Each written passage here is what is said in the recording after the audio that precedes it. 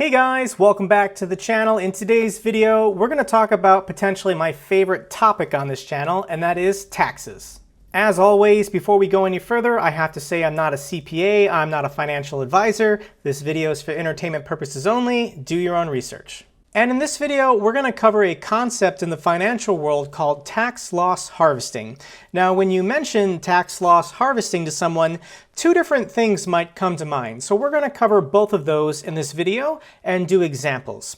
But first thing you should know is that if you only have investments in non-taxable accounts, so this is your traditional and Roth IRAs, traditional and Roth 401ks, if that's the only investments you have, then tax loss harvesting doesn't apply to you. Tax loss harvesting is only for taxable accounts. So this is your ordinary brokerage accounts for trading day to day. So once again, not retirement accounts. And the first idea of tax loss harvesting is pretty simple to understand. So let's say that at the beginning of the year, you buy into 5 stocks and take 5 positions. At the end of the year, some have gone up, some have gone down, and you realize that you want to close out some of these positions. So you're going to sell deliberately some stocks that have gained and some stocks that have lost.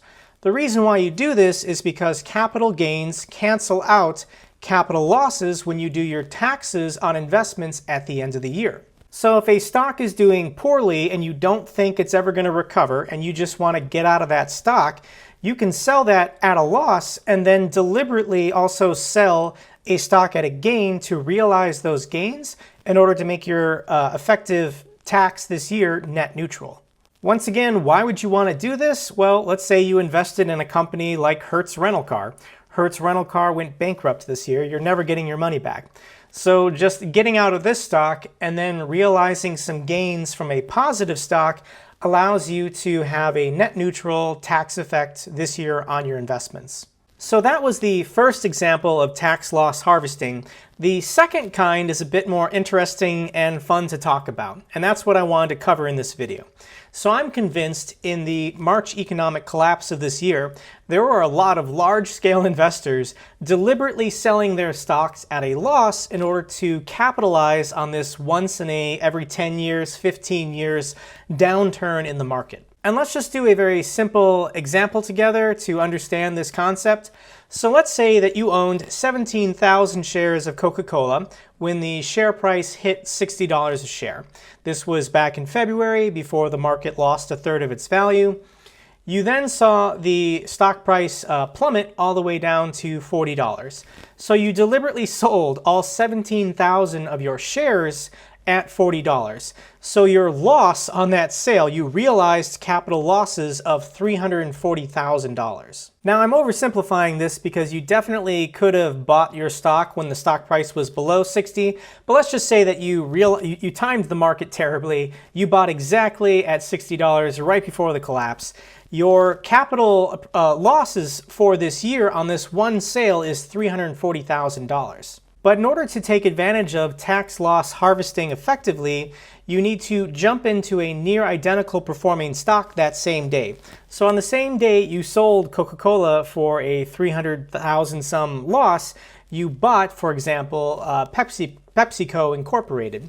So let's say you bought 6,000 shares at $110 for $680,000.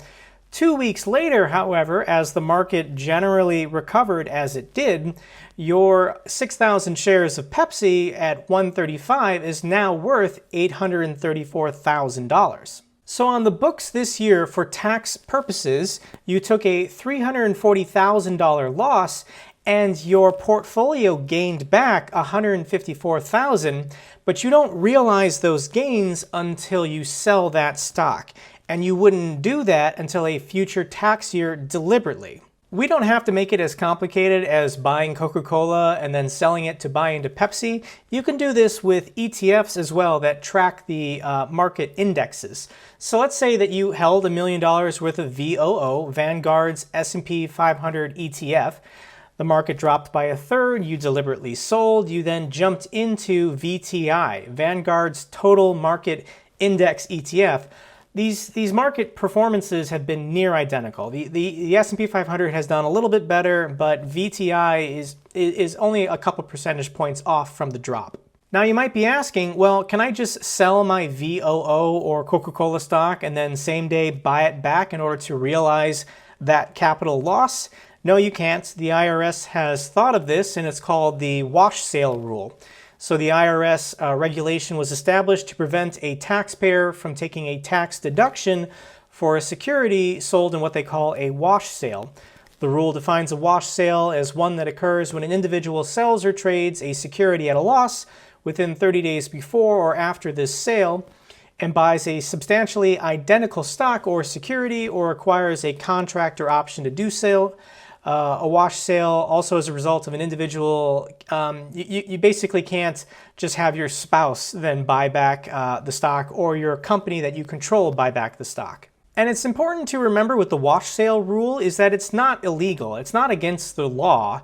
You know, if you sell a stock for a loss and then, for example, 23 days later you buy it back, you just go back to your old cost share and holding position. It's not somehow you're going to get in trouble or pay a fine. You just don't qualify in order to claim those losses on this tax year. So once again, you didn't do anything wrong. It's not against the law. You just have to be careful when you do your taxes at the end of the year that you make sure that you qualify for what we're showing in this video as tax loss harvesting.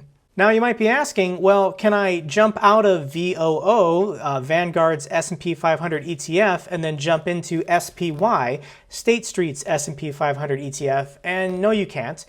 And how do you know if you can't? Well, there's actually something called CUSIP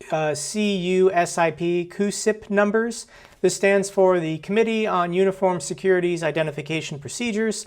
So if you want to know, is this ETF, is this security or stock nearly identical to another, you can Google what is its CUSIP number, and if they're the same, then they're the same. But as a good practice, if you're moving quite a lot of money, you definitely want to consult a CPA and make sure that you're doing this legit on the books. But you still might be wondering why. Why would people deliberately do this in order to claim huge losses this year? Because eventually when you sell that stock in the future, you're going to have to pay the gains on that 30% recovery, right? Well, avoiding taxes is a lot of people's full-time job.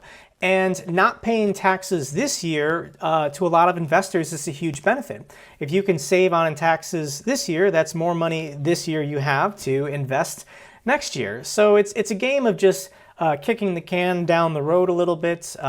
Additionally, you might never pay taxes on that stock that you bought into. If you sell a stock at a $300,000 loss, you then hold it until you die, you never paid taxes on the appreciation. You would then gift or will that stock to a foundation or a spouse or a child, and as long as they hold it, as long as they don't sell it, you know, if it's a dividend stock, they would continue collecting those dividends every year. And as long as they never sell it, they never realize the capital appreciation for the sale. So it is kind of a clever way to avoid paying taxes ever if you plan on holding it forever and you die. Additionally, on your taxes this year, if you show that you went negative, you can deduct up to $3,000 towards ordinary income, and losses can be carried forward pretty much indefinitely. So if you took $300,000 in losses, you could then deduct $3,000 a year towards your ordinary income up to 100 years. It's silly, but once again, professional investors do this.